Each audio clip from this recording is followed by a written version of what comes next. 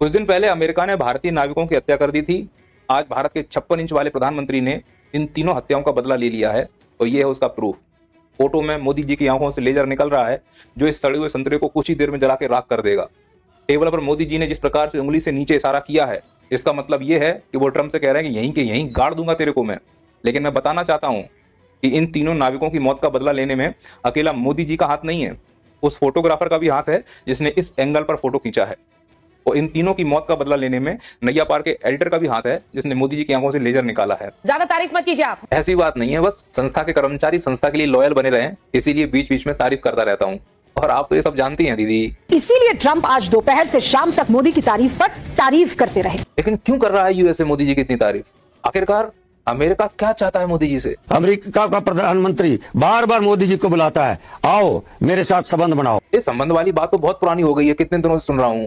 मोदी जी आज मिले थे, क्या कहा? आज आमने सामने बैठ के ट्रंप को सुना दिया। अरे क्या कह दिया? मोदी जी के पास टाइम नहीं है। टाइम नहीं है?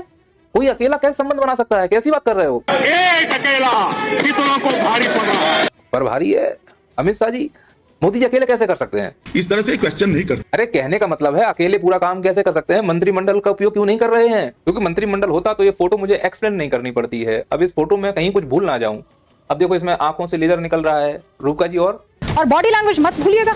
अरे बॉडी लैंग्वेज की बहुत शिकायत आ रही है। अब लोग पूछ रहे हैं कि ऐसे क्या मोदी जी ने इशारा किया, क्या बातें हुई हैं? मेरे पास इसका ऑडियो लीक हुआ है, मैं बताता हूं कि मोदी जी क्या बातें कर रहे हैं। भैया प्ले कर देना जरा। निर्मला सीतारमण की लड़की अमेरिका में पढ़ी, और धर्मेंद्र का लड़का अमेरिका में पढ़ा, और सिंधिया का लड़का अमेरिका में पढ़ा, और पीयूष का लड़का भी अमेरिका में पढ़ा। अरे मोदी जी, वो पीयूष जी का लड़का यूएसए में नहीं यूके में पढ़ा था। Oh my God. Oh my God क्या होता है? हे भगवान बोलो ना, तुम सब विदेशी हुए जा रहे हो।